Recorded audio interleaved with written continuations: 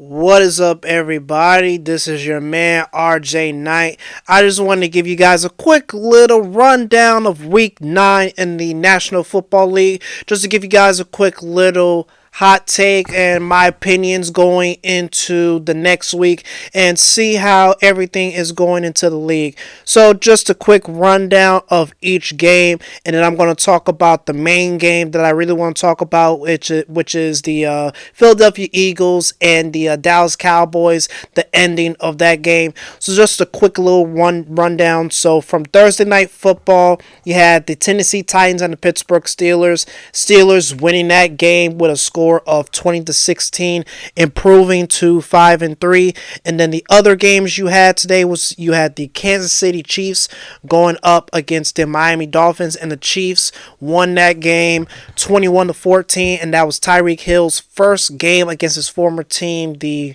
Kansas City Chiefs. Then you also had the Atlanta Falcons going up against the Minnesota Vikings. Josh Dobbs had to come into the game in his first game as a Minnesota Viking, who traded for him before the trade deadline, since Kirk Cousins, who was the starter, ended up getting hurt. Won his first game as a Minnesota Viking and looked very impressive with a score of 31-28. Next game, you had the New Orleans Saints going up against the Chicago Bears.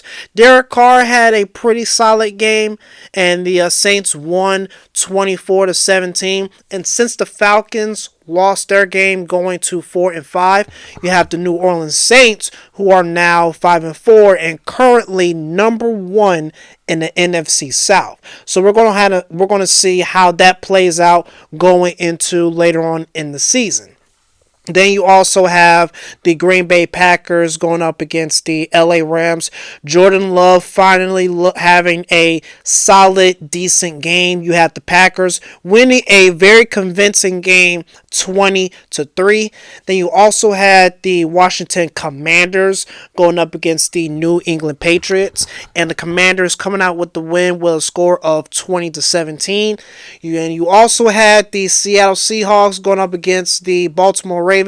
Two really good teams, and boy, let me tell you, the Ravens just outright smacked the Seattle Seahawks with a score of 37-3, and the Baltimore Ravens looking pretty sharp once again, and now improving to 7-2, which is very, very good. Lamar Jackson is just still getting the job done whenever he has to, so we're just going to continue on with everybody else. Then we have the Houston Texans and the Tampa Bay Buccaneers. CJ Stroud is making a good choice to be Offensive Rookie of the Year, and he won a very close game and a high-scoring game against the Tampa Bay Buccaneers with a score of 39-37. And let me read you the stats of CJ Stroud, who had a very remarkable game. He went 30 of 42 for 470 yards and 5 touchdowns against the Tampa Bay Buccaneers. So CJ Stroud, he is clearly running the race to win Offensive Rookie of the Year. There's really no discussion on why CJ Stroud should not win Offensive Rookie of the Year. He's making a great case. There's really nobody else that can make the argument for him, so we're just going to keep like that and keep the ball rolling. Then we got the Cleveland Browns against the Arizona Cardinals. So this is the Cardinals' first game without Josh Dobbs, who they traded away to the Minnesota Vikings, like I already mentioned. And they just got shut out by the Cleveland Browns. They got shut out with a score of 27-0. Then you also have the Indianapolis Colts going up against the Carolina Panthers with a score of 27-13, with the Colts winning that game, and Bryce Young once again just having a bad game. Oh my gosh, Bryce Young. I thought that he could have been a solid average quarterback, but he is just looking terrible every coming week. So for this game against the Indianapolis Colts, he went 24 for 39 with 173 yards, 1 touchdown, and 3 interceptions. And it's just looking very bad for Bryce Young. And hopefully Frank Reich and the whole entire organization could make a change to possibly see what they need to do to improve Bryce Young, since this is going to be your guy for the next couple years. There you have the Las Vegas Raiders going up against the New York Giants. So some sad news from the Giants. Daniel Jones, the starting quarterback, looked like he suffered a knee injury. We don't know, the length of the injury. We don't know how long he's going to be gone. But it does look like he's probably not going to make it to the next game next week against the Dallas Cowboys.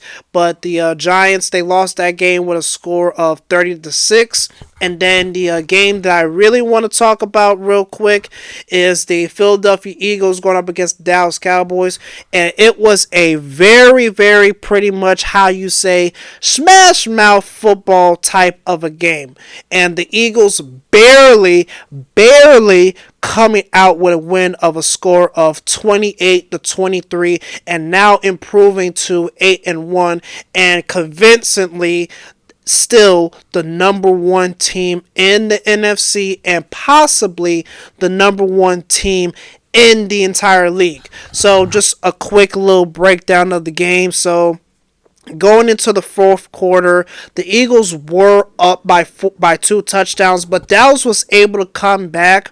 And this is one of the games as a Dallas fan that I could really say that Dak Prescott really didn't make any mistakes. He made the plays that he had to do in order to try to get the Cowboys to win. I mean, he had a really good game.